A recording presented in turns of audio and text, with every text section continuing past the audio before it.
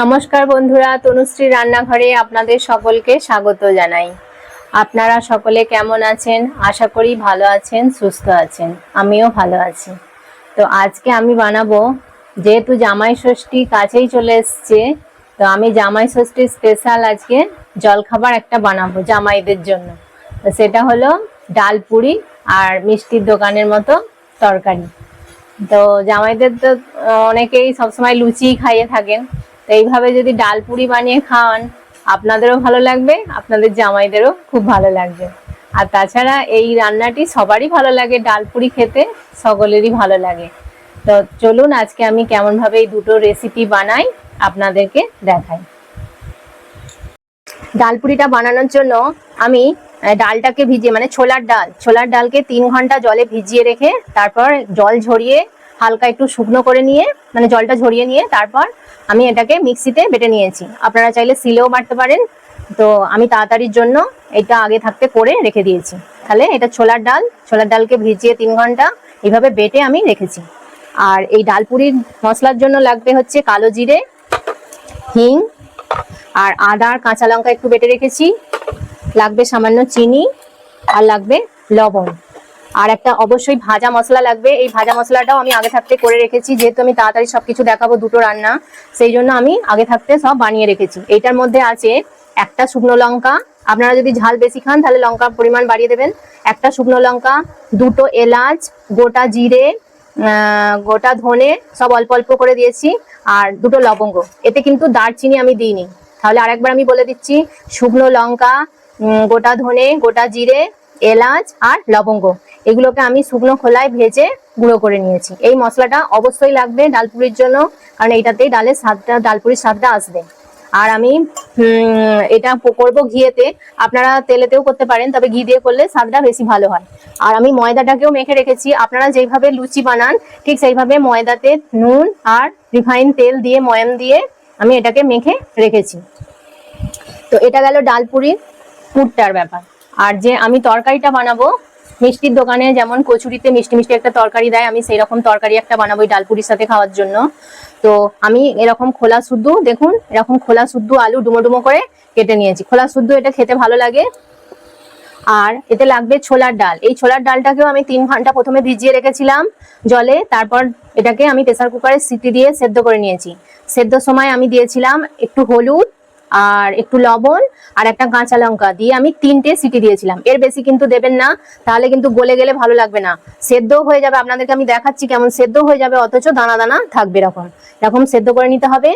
আর এই তরকারিটার জন্য যে মশলাগুলো লাগবে, এটা হচ্ছে লঙ্কা গুঁড়ো, হলুদ গুঁড়ো, কালারের জন্য একটু কাশ্মীরি লঙ্কার গুঁড়ো, ফোড়নের জন্য লাগবে 5 ফোড়ন শুকনো লঙ্কা, আর একটুখানি সামান্য আদাকে আমি থেতো করে নিয়েছি। আর এই রান্নাটা আমি সাদা তেলে করবো। আর এটার জন্য একটা মশলা বানিয়ে নিয়েছি, এই মশলাটা অবশ্যই এতেও দিতে হবে।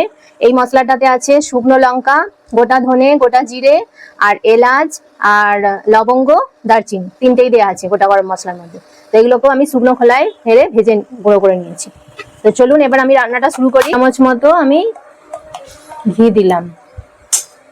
আপনারা চাইলে ঘি না দিতে চাইলে বা না থাকলে আপনারা সাদা তেলেও করতে পারেন। ঘিয়েতে স্বাদটা একটু বেশি হয় বলে আমি ঘিয়েতে করছি। ঘিটা আমার গরম হয়ে গেছে, দেখুন আমি সামান্য একটু এতে কালো জিরে দেব। কালো জিরেটা একটু ভাজা ভাজা হয়ে যাবে। এতে কিন্তু হিংটা মাস্ট, হিংটা দিতেই হবে। 1 চামচের একটু কম, ছোট চা চামচের 1 চামচ মতো হিং আমি দিয়ে দিলাম। এবার হিংটা একটু ভাজা হয়ে যাবে, খুব সুন্দর একটা গন্ধ বেরিয়েছে থেকে। ঘি আর হিঙের একদম কম্বিনেশন, দারুণ লাগছে গন্ধটা। একটু ভাজা হয়ে গেছে। এবার আমি আদা আর কাঁচা লঙ্কাটা দিয়ে দেব।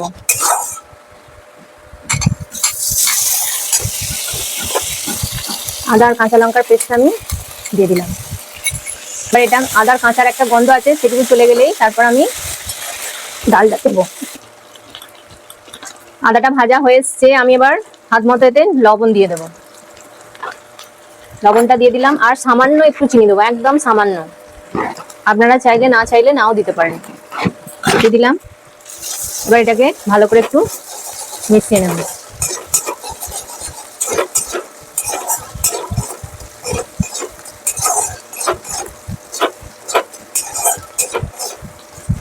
এটা আমার ভাজা হয়ে গেছে,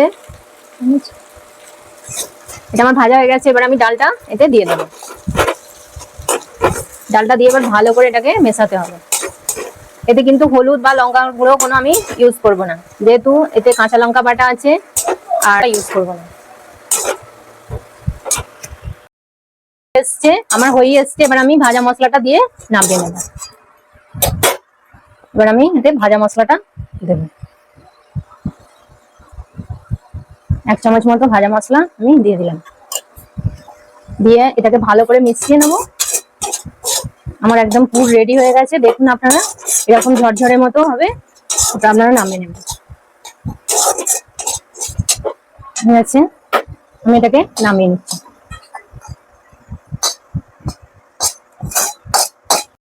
বন্ধুরা, আমি আমার যতক্ষণ ডালপুরি পুরটা ঠান্ডা হবে ততক্ষণ আমি তরকারিটা এবার বানিয়ে নেব।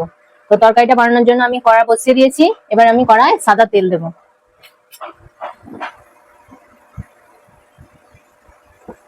2 চামচের মতো আমি তেল দিয়ে দিলাম কড়ায় সাদা তেল। তেলটা একটু গরম হয়ে গেলে আমি ফোড়ন দেব। যখন এই ডালপুরি তৈরি করবেন আপনারা আগের দিনে পুরটা বানিয়ে রেখে দেবেন, তাতে আপনাদের খুব সুবিধা হবে।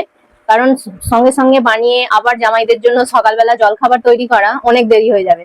আপনারা মানে আমরা দিদি ভাইদের উদ্দেশ্যে বলছি যে আপনারা আগের দিনে এইভাবে পুরটা বানিয়ে রেখে দিলে তাহলে কি হবে, সকালবেলা তাড়াতাড়ি ঝটপট আপনারা ডালপুরিটা বানিয়ে নিতে পারবেন।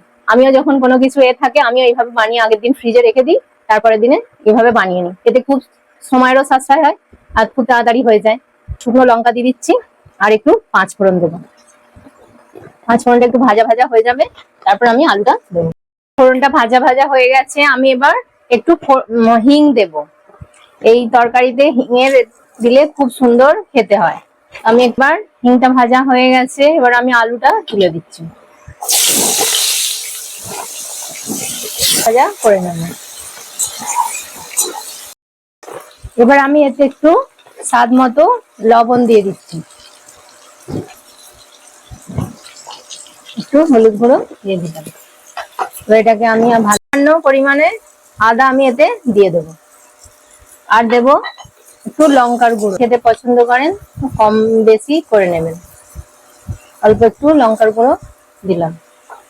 আর কালারের জন্য একটু কাশ্মীরি লঙ্কার গুঁড়ো দিলাম। এটাকে আরেকটু আমি কষিয়ে নেব। মশলাটা যাতে পুড়ে না যায় সেই জন্য আমি অল্প একটু জল দেব, যেটুকু কষানোর জন্য যেটুকু দরকার।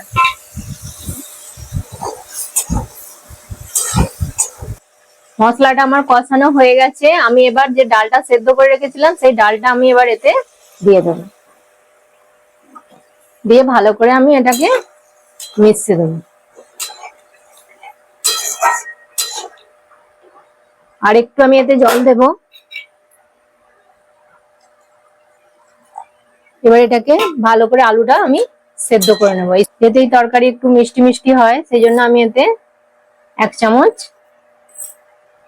চিনি দিয়ে দিলাম। দিয়ে চাপা দিয়ে এটাকে আমি সেদ্ধ করে নেবো। তরকারিটা হচ্ছে ততক্ষণে আমি লেচির মধ্যে পুরগুলো সব ভরে নেব।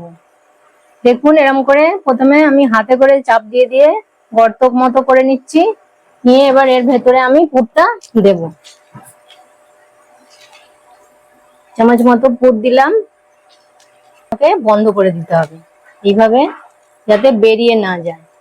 মুখটাকে ভালোভাবে এরকম ঘুরিয়ে ঘুরিয়ে মুখটাকে বন্ধ করে দিতে হবে। দিয়ে এইভাবে হাতের তালু দিয়ে এরকম করে ঘুরিয়ে বন্ধ করে দিতে হবে, যাতে বেলার সময় না এটা বেরিয়ে যায়। দেখুন আমার পুরো এটা ভরা হয়ে গেছে। এইভাবে আমি সব লেচিগুলো ভরে নেবো পুরো। দেখুন তরকারিটা আমার হয়ে এসছে, একদম গাঢ় গাঢ় হয়ে গেছে। আর আলুগুলো দেখুন সেদ্ধ হয়ে গেছে, এই যে আলুগুলো সেদ্ধ হয়ে গেছে। এই সময় আমি এতে 2টো কাঁচা লঙ্কা দেবো। এতে কিন্তু ঝাল হবে না, শুধু ভাজা মশলা যেটা আমি বানিয়ে রেখেছিলাম সেটা আমি দিয়ে দিলাম, ব্যাস। এবার আমি গ্যাস বন্ধ করে দেবো, দিয়ে এটাকে আমি ভালো করে মিশিয়ে নেব। একদম দোকানের মধ্যে আমি একটা পাত্রে ঢেলে রাখছি। পুরো একদম মিষ্টির দোকানের মতো দেখতে হয়েছে, আর খেতেও পুরো মিষ্টির দোকানের তরকারি যেমন হয় তার থেকেও ভালো। তো চলুন এবার আমি ডাল পুরিটা ভেজে নেব। আমি রিফাইন তেল দিয়ে দিলাম কড়াই। এইভাবে আমি অল্প তেল লাগিয়ে নিয়েছি লেচিটার মধ্যে, নিয়ে এবার হাত দিয়ে দিয়ে এরকম ভাবে আমি আগে একটু বড় করে নিলাম, নিয়ে এবার আলতো হাতে এটাকে বেলতে হবে, খুব জোরে চাপ দিয়ে বেলা যাবে না, তাহলে পুরটা সব বেরিয়ে যাবে। এইভাবে আলতো হাতে আমি সব লেচিগুলো এক এক করে বেলে নেব।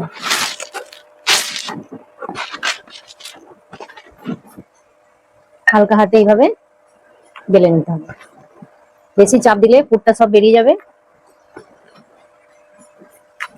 আচ্ছা, এবার আমি এগুলোকে এক এক করে ভেজে নেব।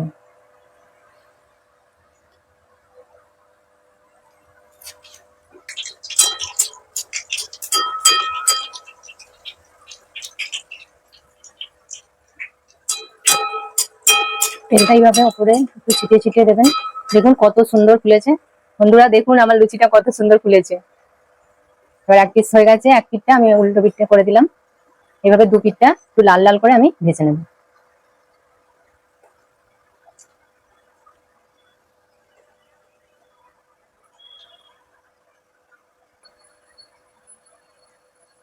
দু পিঠটাই আমার ভালোভাবে ভাজা হয়ে গেছে, আমি এবার এটাকে তুলে নিচ্ছি।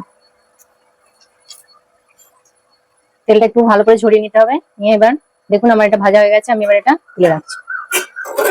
আর একটা আমি দিয়ে দিচ্ছি।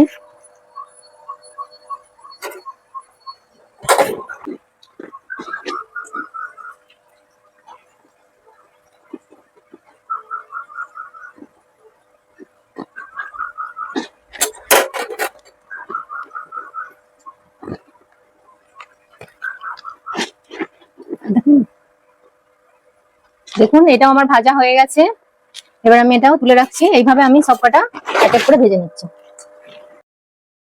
দেখুন বন্ধুরা, প্রতিটা ডালপুরি কত সুন্দর ফুলেছে, আর একটুও কিন্তু ফেটেও যায়নি, আর মশলা বাইরে বেরিয়েও যায়নি ডাল।